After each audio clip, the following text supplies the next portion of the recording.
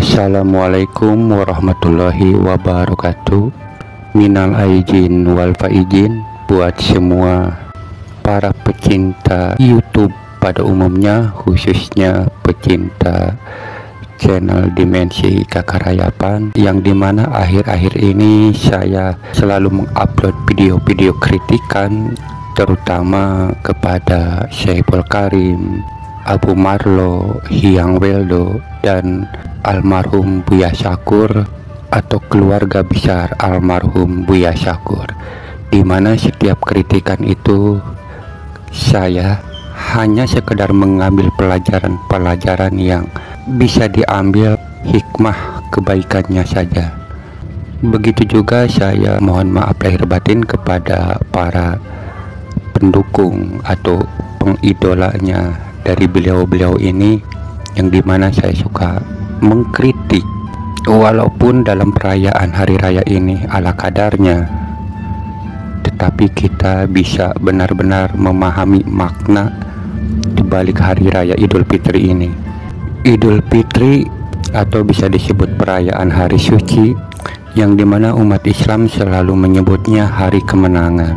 Jika disebut hari kemenangan, maka sebelumnya kita ini berarti sudah berperang. Berperang melawan apa? Yang jelas menurut Al-Quran bahwa di bulan Ramadan itu kita berperang melawan hawa nafsu. Dan semoga kita sadar bahwa apakah di bulan Ramadan itu kita benar-benar melawan hawa nafsu atau bukan, atau belum.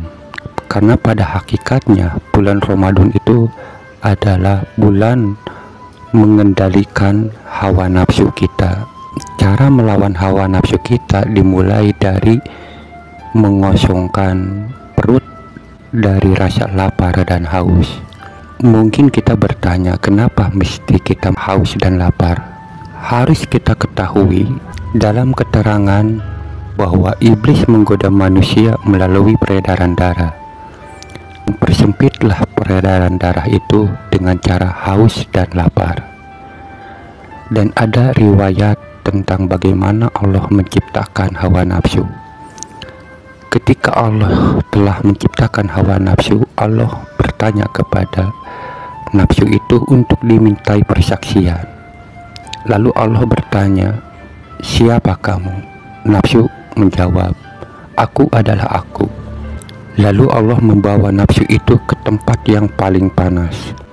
Lalu Allah bertanya, "Siapa kamu?" "Aku adalah aku." Itulah jawab nafsu. Lalu Allah membawanya lagi nafsu itu ke tempat yang paling dingin. Allah bertanya, "Siapa kamu?"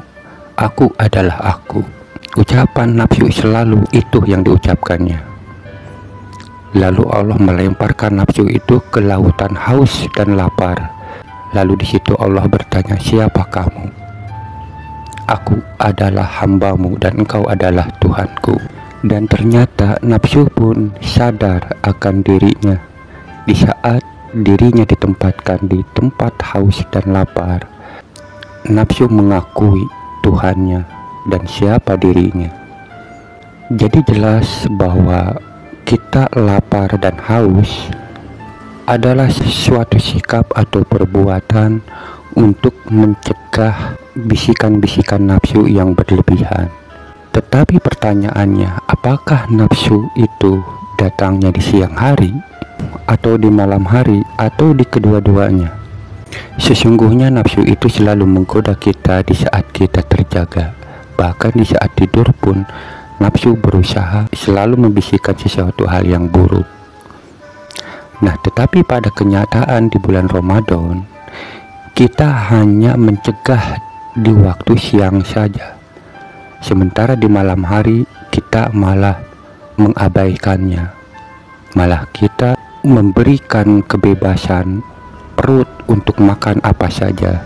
Jika di dalam Ramadan kita berpuasa seperti itu, maka jelas nafsu akan sulit masuk ke diri kita hanya di waktu siang saja. Tetapi di waktu malam akan bebas membisikkan bisikan yang buruk kepada diri kita.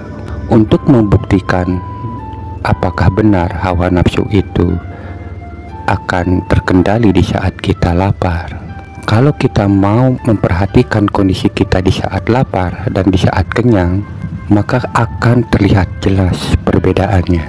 Misal di saat kita lapar, di saat kita berjalan lalu ada yang menyenggol diri kita, kita lebih cenderung untuk sabar, untuk menahan diri. Tetapi jika di kondisi perut kita kenyang, di saat kita ada yang nyenggol, maka nafsu kita mulai bangkit, marah dan nggak terima dengan sikap orang itu yang berani menyenggol diri kita. Bahkan kita berani mengeluarkan kata-kata yang buruk karena ketidakterimaan kita atas diri kita disenggol oleh orang lain. Padahal orang lain itu belum tentu sengaja atau tidak. Tetapi di saat kita lapar, disenggol, kita bisa menahan diri, kita bisa bersabar. Itulah bukti bahwa nafsu kita sulit memasuki badan kita atau jiwa kita. Atau di saat kita lapar, hawa nafsu kita sulit mengendalikan jiwa kita, badan kita, agar supaya jiwa dan badan kita menuruti keinginan nafsu itu sendiri.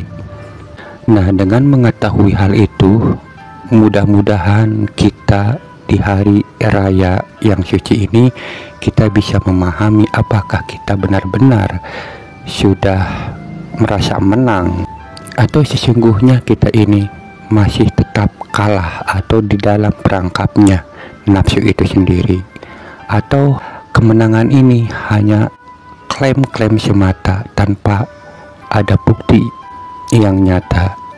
Kesimpulannya bahwa hari raya kemenangan ini, hari raya suci ini, sesungguhnya kemenangan ini jika kita benar-benar di bulan Ramadan itu kita bisa melawan hawa nafsu baik siang ataupun malam.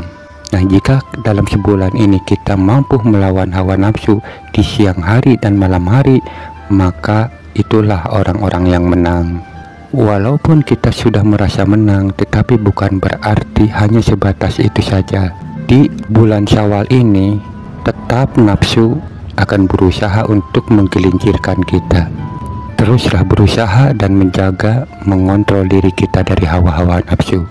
Ingatlah bahwa Rasulullah di masa hidup beliau berusaha untuk selalu melaparkan dirinya atau selalu berusaha berpuasa. Bahkan ulama-ulama terdahulu pun selalu berusaha berpuasa. Ada yang sampai seumur hidupnya dia selalu berpuasa, ada yang 40 tahun dan macam-macam lagi.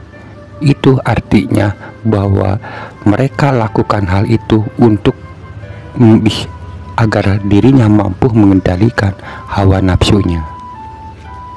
Semoga video ini bisa menjadi renungan untuk kita semua yang benar-benar mencintai atau menginginkan kepahaman tentang keagamaan, sehingga kita memiliki kecerdasan spiritual dan mampu mengimplementasikan di dalam kehidupan sehari-hari.